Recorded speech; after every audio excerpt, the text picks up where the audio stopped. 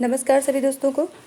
आपका चैनल संकल्प एकेडमी पर हार्दिक स्वागत एवं अभिनंदन है। अभी थोड़ी देर पहले मैंने लाइव स्ट्रीम करने की कोशिश की थी, जिसमें कि इस क्वेश्चन की पीडीएफ जितने भी क्वेश्चन हैं, यानी कि 50 क्वेश्चन जो थंबनेल के माध्यम से आप देख रहे हैं, उनको सॉल्व करवाने का प्लान था, लेकिन वो सारा प्लान नेट इश्यू के कारण कैंसिल हो गया। तो मैं उसी क्वेश्चन की जो पीडीएफ थी उसी को मैं आप लोगों को लाइव नहीं दे पा रही हूँ, लेकिन रिकॉर्डेड दे रही हूँ। और इसमें जो है आपको 50 क्वेश्चंस मिलेंगे जो कि निबंध पर आधारित हैं। और इन निबंध के क्वेश्चन से जो ये 50 क्वेश्चंस हैं, इनसे आपकी बहुत ज़्यादा मदद हो जाएगी। अगर आप जूनियर शिक्षक भर्ती में बैठ रहे हैं या टीजीटी, पीजीटी, एलटी जैसी लेक्चरर के लिए अगर आप तैयारी कर रहे हैं, तो टॉपिक जो है निबंध का वहीं से क्वेश्चंस बनने वाले हैं, अगर आपके सिलेबस में है तो, है ना। तो सिलेबस के बाहर का इसमें कुछ भी नहीं है। आप बहुत ही धैर्य से अच्छे से क्वेश्चन करें। और अगर आप इस वीडियो को देख रहे हैं, अगर अभी ये लाइव में चल रही है, तो आप इसके नीचे अपने आंसर को करने की कोशिश करें। सब तो स्टार्ट करते हैं अपने पहले क्वेश्चन को। किस प्रकार के निबंधों में समास शैली प्रयुक्त होती है?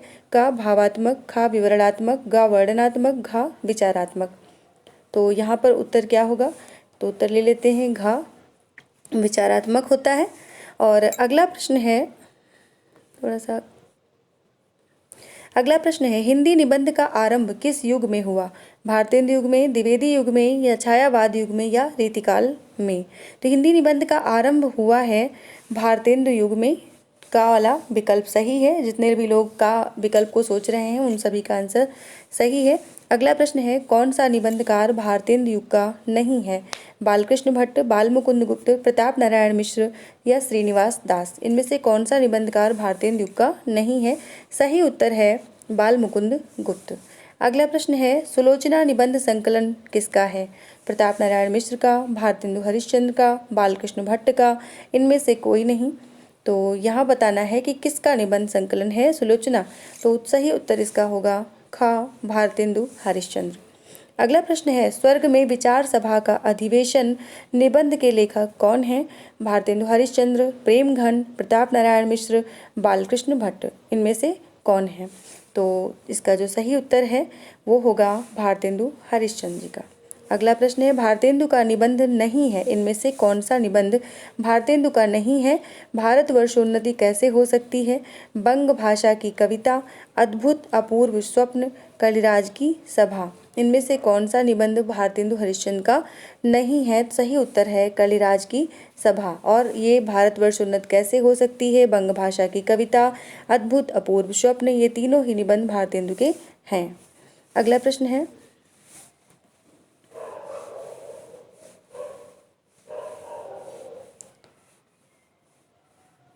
थोड़ा सा पीडीएफ जो है वो उल्टी बन गई है, उसके लिए माफ़ी चाहती हूँ, नीचे से ऊपर की ओर जाना पड़ रहा है। तो अगला प्रश्न है, हिंदी का एडिशन किस निबंधकार को कहा गया है?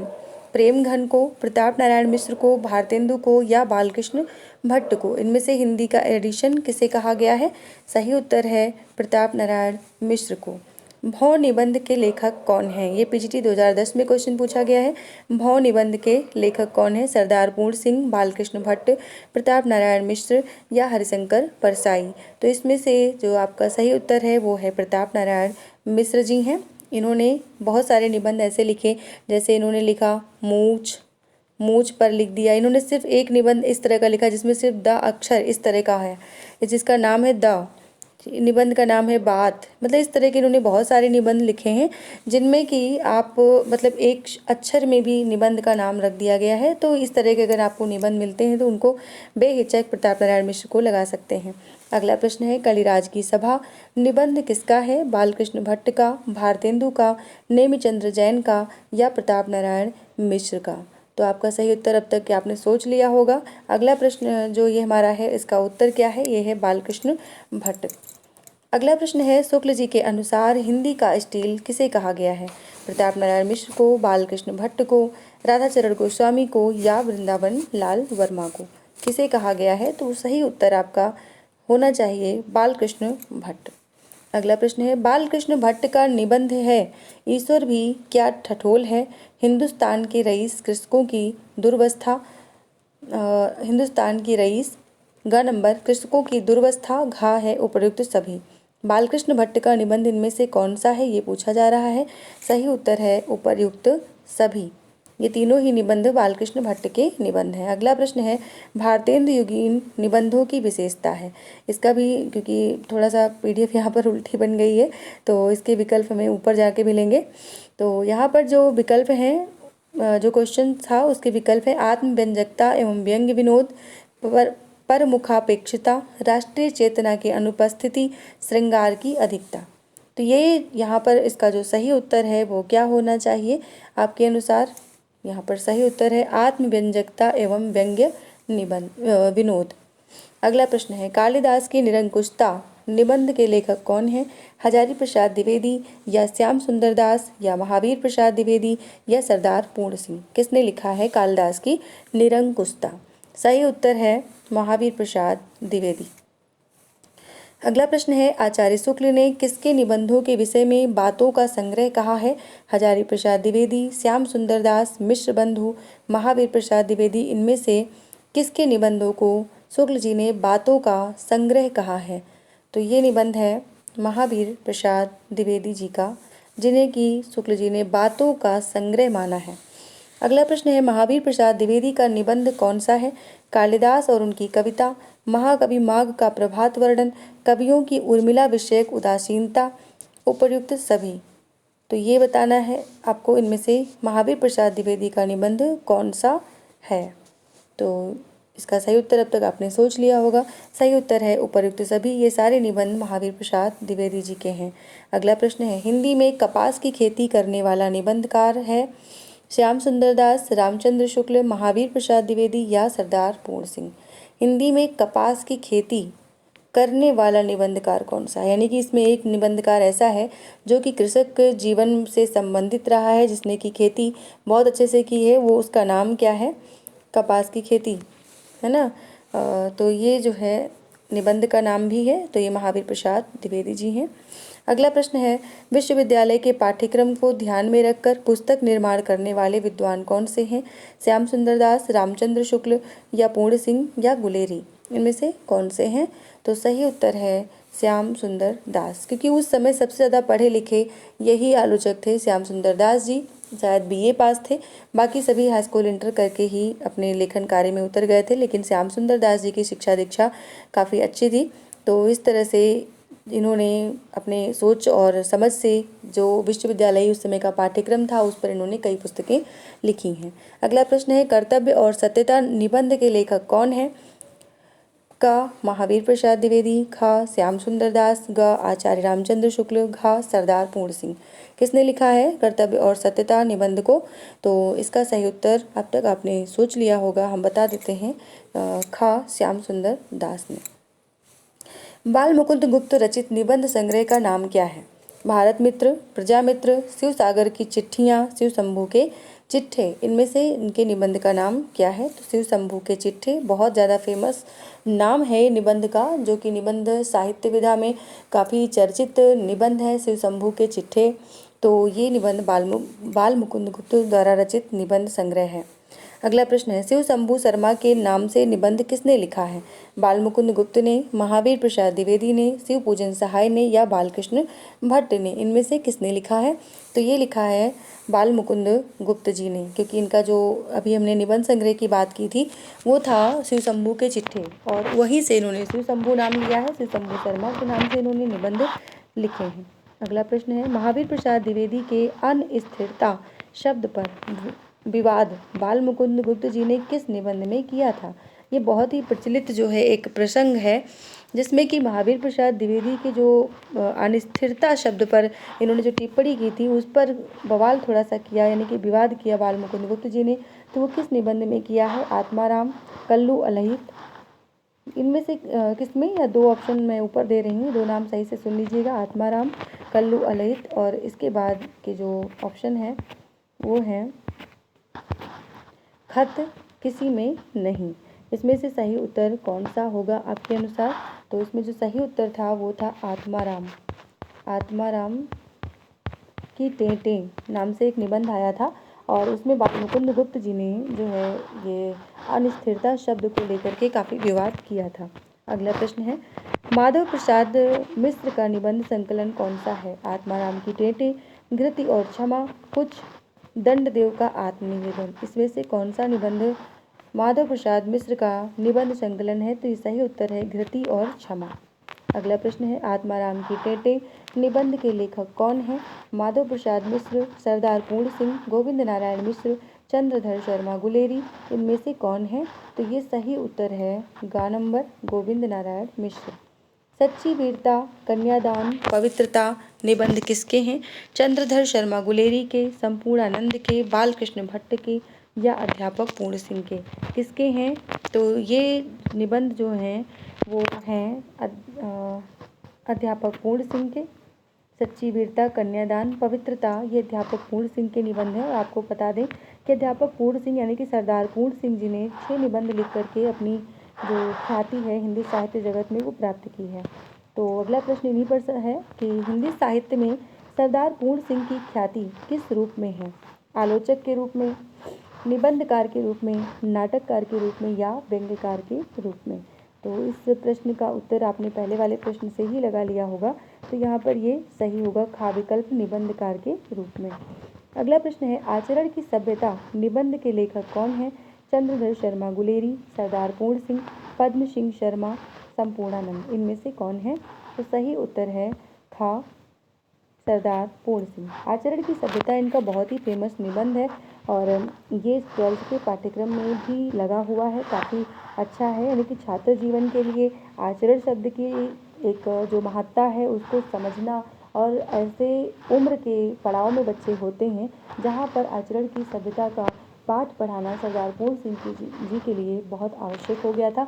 और हर टीचर को, हर शिक्षक को ये पाठ पढ़ाना बच्चों को बहुत ही ज़्यादा प्रिय भी है। अगला प्रश्न है मारे से मोह कुठाऊं एवं कछुआ धर्म निबंध के लेखक कौन है? बाबू गुलाब राय, बाल मुकुंद गुप्त, सरदार पूर्ण सिंह, चंद्रधर शर्मा गुलेरी। किसका निबंध है ये मारे से मोह कुठाऊं और कछुआ धर्म? तो ये है चंद्रधर शर्मा गुलेरी जी का निबंध। और अगला प्रश्न लेंगे, अगले प्रश्न में है विक्रमोर्वशी की मूल कथा नामक निबंध के लेखक हैं। विक्रमोर्वशी की मूल कथा नामक निबंध के लेखक हैं रामचंद्र शुक्ल, चंद्रधर शर्मा गुलेरी, महावीर प्रसाद द्विवेदी, हजारी प्रसाद द्विवेदी। इनमें से कौन है जो कि विक्रमोर्वशी की मूल कथा नामक निबंध के लेखक हैं? तो ये हैं चंद्रधर शर्मा गुलेरी। अगला प्रश्न है आचार्य रामचंद्र शुक्ल के निबंध संग्रह का नाम क्या है? चिंतामणि, रस सिद्धांत, काव्य कला, आंसू। तो ये रामचंद्र शुक्ल जी के निबंध संग्रहों के नाम हैं, उनमें से कौन सा उनका है और पूछा गया है। तो ये जो आप देख रहे हैं चिंतामणि, रस सिद्धांत, काव्य कला, आंसू, इनमें से कौन सा निबंध है इनका शुक्ल जी का? तो ये है चिंतामणि, जो कि आप जानते हैं 3 भागों में प्रकाशित हुआ है। और इन 3 भागों के अलग अलग संपादक हैं, उन संपादकों के बारे में भी प्रश्न बनते हैं। अगर आप इस प्रश्न को जानना चाहते हैं तो आप मुझे मैसेज ज़रूर करें। मैं अगले वीडियो में इनके इस चिंतामणि के सभी भागों के संपादकों के नाम के साथ उपस्थित होंगी, या अगर आपको पता है या नहीं पता है तो पढ़ करके भी आप कमेंट कर सकते हैं, जो भी कोई इस वीडियो को देख रहे हैं। अगला प्रश्न है कविता क्या है? निबंध के लेखक कौन है? रामचंद्र शुक्ल, हजारी प्रसाद द्विवेदी, महावीर प्रसाद द्विवेदी या कुबेरनाथ राय? इनमें से कौन है? कविता क्या है? सही उत्तर है रामचंद्र शुक्ल जी। अगला प्रश्न है आचार्य शुक्ल का निबंध संग्रह चिंतामणि सर्वप्रथम किस नाम से प्रकाशित हुआ? विचार कौस्तुभ, विचारमणि, विचार वीथी, विचारवन। ये किस नाम से प्रकाशित हुआ था चिंतामणि सर्वप्रथम? तो ये सही आपका उत्तर होना चाहिए विचार वीथी, गा नंबर। विचार वीथी के नाम से चिंतामणि निबंध संग्रहित जो निबंध संग्रह है वो प्रकाशित हुआ था सर्वप्रथम। अगला प्रश्न है यदि प्रेम स्वप्न है तो श्रद्धा जागरण, ये पंक्ति किस निबंध से ली गई है? यदि प्रेम स्वप्न है तो श्रद्धा जागरण, ये पंक्ति किस निबंध से ली गई है? इसके विकल्प हैं श्रद्धा भक्ति, करुणा, कविता क्या है, लोभ और प्रीति। इनमें से किस निबंध से ये ली गई है पंक्ति? तो इसका जो आपका सही उत्तर होना चाहिए वो है श्रद्धा और भक्ति, यानी कि श्रद्धा भक्ति। 33 नंबर का प्रश्न है चिंतामणि किस निबंधकार का निबंध है? रामचंद्र शुक्ल का, दिनकर का, आचार्य हजारी प्रसाद द्विवेदी का, डॉक्टर नगेंद्र का। सॉरी। चिंतामणि किस निबंधकार का निबंध है? सही उत्तर है रामचंद्र शुक्ल जी का। अगला प्रश्न है, मेरे नापिताचार्य नर से नारायण निबंधों के लेखक कौन है? रघुवीर सिंह, गुलाब राय, डॉक्टर संपूर्णानंद, जैनेन्द्र। इनमें से कौन है? तो इसका सही उत्तर क्या होगा? नर से नारायण मेरे नापिताचार्य निबंध है गुलाब राय की, गुलाब राय ने लिखे हैं। अगला प्रश्न है, ठलुआ क्लब और मेरी असफलताएं किसके निबंध संकलन हैं? गुलाब राय के, प्रताप नारायण मिश्र के, गुलेरी जी के या प्रेमघन जी के? किसके हैं ठलुआ क्लब और ये? तो इसका जो सही उत्तर है वो है गुलाब राय। अगला प्रश्न है, रघुवीर सिंह का निबंध संकलन इनमें से कौन सा है? कुछ उतले, कुछ गहरे, शेष स्मृतियाँ, कुछ प्रबंध प्रतिमा। इनमें से कौन सा निबंध संकलन रघुवीर सिंह का है? सही उत्तर होगा शेष स्मृतियाँ। अगला प्रश्न है, जयशंकर प्रसाद का निबंध संकलन में से कौन सा है? प्रबंध प्रतिमा, पद्मवन, जड़ की बात, काव्य कला तथा अन्य निबंध। इनमें से कौन सा निबंध संग्रह इनका है? जयशंकर प्रसाद जी का। तो सही उत्तर होगा काव्य कला तथा अन्य निबंध। अगला प्रश्न है, डॉक्टर संपूर्णानंद की रचना का नाम क्या है? हिंदी भाषा की उत्पत्ति, भाषा की शक्ति, गेहूं बनाम गुलाब, आचरण की सभ्यता। इनमें से कौन सा डॉक्टर संपूर्णानंद का निबंध है? तो सही उत्तर ले लेते हैं, सही उत्तर है भाषा की शक्ति। अगला प्रश्न लेंगे, पद्मवन पंचपात्र निबंध संकलन किसका है? पद्म सिंह शर्मा, पदुमलाल पुन्नालाल बख्शी, राम वृक्ष बेनीपुरी, राम नरेश त्रिपाठी। इनमें से किसका निबंध संकलन है ये पंचपात्र और पद्मवन? जिसमें कि पंचपात्र बहुत बार पूछा जा चुका है, खासकर 10th और 12th के एग्जाम्स में, और टीजीटी पीजीटी के एग्जाम में भी पूछा गया। यहाँ पर सन नहीं लिखा है वो अलग बात है, लेकिन ये बहुत ही इंपॉर्टेंट निबंध है। तो पद्मलाल पुन्नालाल बख्शी जी का निबंध है पंचपात्र और पद्मवन। अगला प्रश्न है, डॉक्टर संपूर्णानंद का निबंध इनमें से कौन सा है? अधूरी क्रांति, समाजवाद, शिक्षा का उद्देश्य, उपर्युक्त सभी। इनमें से कौन सा संपूर्णानंद का निबंध है? तो इसमें से सभी सही हैं, यानी कि उपर्युक्त सभी। चिद विलास किसका निबंध संग्रह है?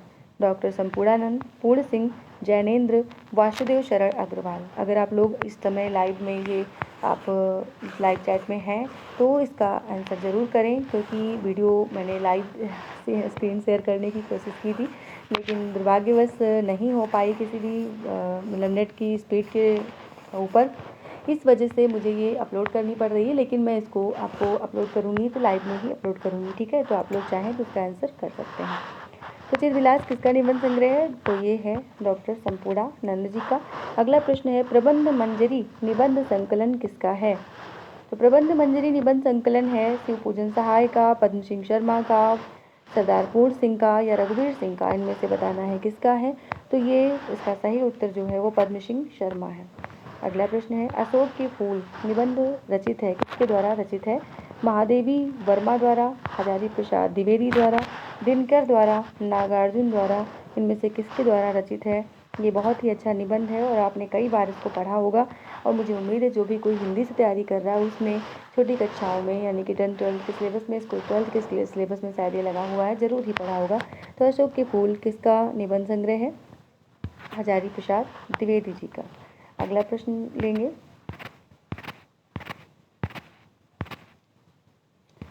हजारी प्रसाद द्विवेदी का निबंध संकलन कौन सा है? विचार प्रवाह, विचार और वितर्क, आलोक पर्व, उपर्युक्त सभी। इनमें से कौन सा है? तो हजारी प्रसाद द्विवेदी के निबंध संकलन में सभी आते हैं, यानी कि उपर्युक्त सभी आएंगे। विचार और वितर्क भी है उनका, विचार प्रवाह भी है, आलोक पर्व भी है। तो अगले प्रश्न पर चलते हैं, निम्नलिखित में से कौन सा निबंधकार ललित निबंधकार नहीं है? तो ये हैं रामविलास शर्मा, कुबेरनाथ राय, विद्यानिवास मिश्र, हजारी प्रसाद द्विवेदी। इनमें से कौन सा निबंधकार ललित निबंधकार नहीं है? तो ये है रामविलास शर्मा। अगला प्रश्न है, जैनेन्द्र का निबंध संकलन कौन सा नहीं है? कुटज, जड़ की बात, साहित्य का श्रेय और प्रेय, प्रस्तुत प्रश्न। इसमें से कौन सा निबंध इनका नहीं है? तो नहीं है कुटज, क्योंकि कुटज जो है वो हजारी प्रसाद द्विवेदी का बहुत ही ज़्यादा प्रसिद्ध निबंध है, और बाकी सभी जैनेन्द्र के निबंध संकलन है। जड़ की बात, प्रस्तुत प्रश्न, साहित्य का श्रेय और प्रेय, सभी संकलन जो है वो जैनेन्द्र के हैं। अगला प्रश्न है, पृथ्वीपुत्र माता भूमि निबंध संकलन के रचयिता कौन है? जैनेन्द्र, वासुदेव शरण अग्रवाल, नंद दुलारे वाजपेयी, अज्ञेय, इनमें से कौन है? तो आपको बताना है इसका सही उत्तर, और ये हम ले लेते हैं फिलहाल सही उत्तर। तो सही है वासुदेव शरण अग्रवाल। अगला प्रश्न है, राष्ट्र का स्वरूप निबंध किसका है? संपूर्णानंद, वासुदेव शरण अग्रवाल, सरदार पूर्ण सिंह, विनय मोहन शर्मा, इनमें से किसका है? राष्ट्र का स्वरूप निबंध जो है ये आपका है वासुदेव शरण अग्रवाल का। और मुझे जहाँ तक याद है ये 10th के सिलेबस में भी दिया गया है, इसलिए जो भी लोग तैयारी कर रहे हैं, अगर आप जूनियर शिक्षक भर्ती के लिए तैयारी कर रहे हैं, तो मेरा ये मानना है कि 10th तक की जितनी भी नोटबुक हैं वो सभी में जितने भी निबंध हैं, जितने भी मतलब सारे टॉपिक जो भी लगे हुए हैं, उन सभी में आप देखिए कि कौन कौन सी रचनाएँ दी गई, कौन कौन से लेखक दिए गए हैं, कौन कौन से कवि दिए गए हैं, और उन्हीं महत्वपूर्ण कवियों की रचनाओं को आपको ध्यान रखना है, पढ़ना है, याद करना है। यही आपके लिए बहुत अच्छा रहेगा, क्योंकि जो आपके सिलेबस में दिए गए हैं महत्वपूर्ण कवि और उनकी रचनाएं, महत्वपूर्ण लेखक उनकी रचनाएं, वो सभी लगभग 10th स्टैंडर्ड से 12th स्टैंडर्ड तक ली जाएंगी, क्योंकि आप जूनियर शिक्षक भर्ती में बैठ रहे हैं। और अगर आप टीजीटी पीटी दे रहे हैं तब तो आपसे कोई भी कवि और कोई भी लेखक छूटने वाला ही नहीं है, कहीं से भी कुछ भी पूछ सकते हैं, पूरा ब्रॉड सिलेबस है, वहाँ से पूछा जा सकता है। अगला प्रश्न है, अर्धनारीश्वर, मिट्टी की ओर, रेती के फूल किस निबंधकार के निबंध संकलन है? शांतिप्रिय द्विवेदी के, रामधारी सिंह दिनकर के, रामधारी सिंह दिवाकर के, रामवृक्ष बेनीपुरी के, इनमें से किसका निबंध ये है? रेती के फूल, मिट्टी की ओर, अर्धनारीश्वर किसके निबंध हैं? तो रामधारी सिंह दिनकर के हैं, क्योंकि आप पहले ही समझ गए होंगे, क्योंकि दिवाकर नाम का तो कोई कवि ही नहीं है। रामधारी सिंह दिवाकर का दोनों जैसे दिख रहे हैं, तो ये सिर्फ कंफ्यूज करने के लिए ऐसे ऑप्शन आपको एग्जाम में मिलते हैं। फिलहाल यह रामधारी सिंह दिनकर इसका सही उत्तर है। तो आज के लिए इतना ही। उम्मीद करती हूँ कि आपने जो है भले ही लाइव चैट में आप नहीं शामिल हो पाए, लेकिन आपने इन क्वेश्चंस को ध्यान से सुना होगा, अच्छे से पढ़ा होगा। तो अभी मैं आपको बता दूं कि ऐसे ही टॉपिक वाइज मैं जो है, आज डेट कितनी है? आज डेट है 2 मार्च हो गई है। 3 मार्च से मैं आपको एक टाइम टेबल आपको कम्युनिटी पोस्ट पर शेयर कर दूंगी। उस टाइम टेबल के अकॉर्डिंग मैं पूरे सिलेबस को, खासकर जूनियर शिक्षक भर्ती का जो सिलेबस है उसके अकॉर्डिंग सारी जो है जितने भी क्वेश्चंस इंपॉर्टेंट हैं, हर पूरे सिलेबस को शुरुआत से लेकर के लास्ट तक, उन सभी के वीडियोज़ को जो है रात में 10:30 बजे अपलोड करूंगी, और कभी कभी लाइव भी कर दूंगी। 10:30 बजे रात में आपको मिलेंगे जूनियर शिक्षक भर्ती के वीडियोज़। तो आप पूरी तरह से इन पर जो है डिपेंड हो सकते हैं। जितना भी सिलेबस है उसके अकॉर्डिंग आपको सारे क्वेश्चंस यहाँ पर करवाए जाएंगे, हर विधा से, ग्रामर में भी और काव्य शास्त्र से भी, जहाँ कहीं से भी जो भी कुछ सिलेबस दिया गया उन सभी को यहाँ पर कवर अप कराया जाएगा। तो 10:30 की क्लास आप ज़रूर देखें। कभी कभी आपको लाइव मिलेगी और कभी कभी मतलब अक्सर अपलोडेड वीडियो मिलेंगी, और कभी कभी आपको लाइव क्लास मिलेगी। तो ये टाइम फिक्स रहा, 10:30 बजे रात को आपको जूनियर शिक्षक भर्ती की क्लासेस मिलने वाली हैं, वो भी निःशुल्क। इसके लिए कोई फीस नहीं है, आप आराम से पढ़ें। और मैं जहाँ तक कोशिश करूँगी क्वेश्चन के सारे विकल्पों की व्याख्या करने की, तो जिससे कि आपका एक क्वेश्चन में 4-4, 5-5 क्वेश्चन की तैयारी हो जाए। और उसके साथ शॉर्ट ट्रिक भी बताऊंगी, किस तरह से आप इस ट्रिक के माध्यम से अपनी तैयारी को और बेहतर कर सकते हैं। जैसे मान लीजिए आपसे कोई क्वेश्चन पूछा गया कि तुलसीदास जी की कौन सी रचना ब्रज भाषा में है, ठीक है। अब आप या विनय पत्रिका की भाषा क्या है, इस तरह से आपने क्वेश्चन लिया। उसके साथ 4 विकल्प दिए गए होते हैं। 4 विकल्पों में जो अलग अलग रचनाएं हैं उनकी कौन सी भाषा में वो लिखा गया, या ब्रज भाषा में उनकी कितनी रचनाएं आती हैं, या अवधी भाषा में उनकी कितनी रचनाएं आती हैं, सब पर हम पूरा ट्रिक वाइज डिस्कस करेंगे, जिससे कि आप चाहें तो उसका नोट्स भी बनाते चल सकते हैं और उसी के आधार पर आप तैयारी कर सकते हैं। तो ये क्लास बिल्कुल फ्री रहेगी, रात में 10:30 बजे आप सभी को मिलती रहेगी जूनियर शिक्षक भर्ती की क्लास। तो उम्मीद करती हूँ आप सभी लोग इसको ले करके जो है अपनी तैयारी को बेहतर कर सकते हैं, और मुझे ऐसे ही सपोर्ट भी कर सकते हैं। काफ़ी लोगों को वीडियो शेयर कर सकते हैं, जिससे कि काफ़ी लोग चैनल पर आएँ और फिर मुझे बहुत से लाइक्स मिलें और मेरे सब्सक्राइबर्स बढ़ें। प्लस जो है 18 अप्रैल इसकी डेट जो है निर्धारित कर दी गई है। तो मैं चाहती हूँ कि 18 अप्रैल नहीं, बल्कि आपका जो सिलेबस है वो 10 अप्रैल तक हर हाल में कंप्लीट कर दिया जाए। तो इसलिए आप सभी लोग रेगुलर हो जाएं। बिल्कुल 10:30 बजे रात में आपको क्लास मिलने वाली है। तो आज के लिए इतना ही, यही काफ़ी था, और मतलब काफ़ी क्या था, सॉरी, लाइव नहीं हो पाया, लेकिन अपलोड करने के लिए इतना ही मैंने दिया। और अगले दिन से आप 10:30 बजे रात में आ सकते हैं लाइव में। और कल से मैं स्टार्ट करूँगी, यानी कि जो आपका पाठ्यक्रम दिया गया है, क्योंकि विज्ञप्ति आ चुकी है, आप 3 मार्च से आवेदन कर सकते हैं। 3 मार्च से आपको क्लासेस मिलने वाली हैं। तो आप जो है, जो सिलेबस हिंदी का दिया गया है, उस हिंदी के सिलेबस में स्टार्ट से लेकर के लास्ट तक का जितना भी टॉपिक दिया गया, उन सभी टॉपिक को हम कवर करेंगे। साथ में जो 50 प्रश्न जो आपके जीके जीएस के लिए, मैं उनके लिए मैं क्षमा चाहती हूँ। उनके लिए आप कहीं और से तैयारी करें और बुक्स ले लें अच्छे से। टाइम बहुत कम है, शॉर्ट है, और उसमें आप बेहतर तैयारी करने के लिए अपने जो है, जो शॉर्ट नोट्स आपने पहले से बना रखे हैं उनको पढ़ें, या तो विंसेंट ले लें, या तो जो स्पेशल इसकी बुक निकले कोई, क्योंकि पहली बार एग्ज़ाम हो रहा है, तो मुझे नहीं लगता कोई भी बुक मार्केट में इतनी अच्छे से आ सकती है। मगर हाँ, कहीं ना कहीं से कुछ न कुछ संकलन करके आपको बुक्स ज़रूर मिल जाएंगी मार्केट में, उनको ज़रूर ले लीजिएगा। साथ में करंट अफेयर्स ज़रूर देख लीजिएगा। तो इस तरह से आप अपनी तैयारी को बेहतर कर सकते हैं। आज के लिए इतना ही। सभी को गुड नाइट, शुभ रात्रि, धन्यवाद, जय हिंद। मिलते हैं कल की क्लास में। सभी को धन्यवाद।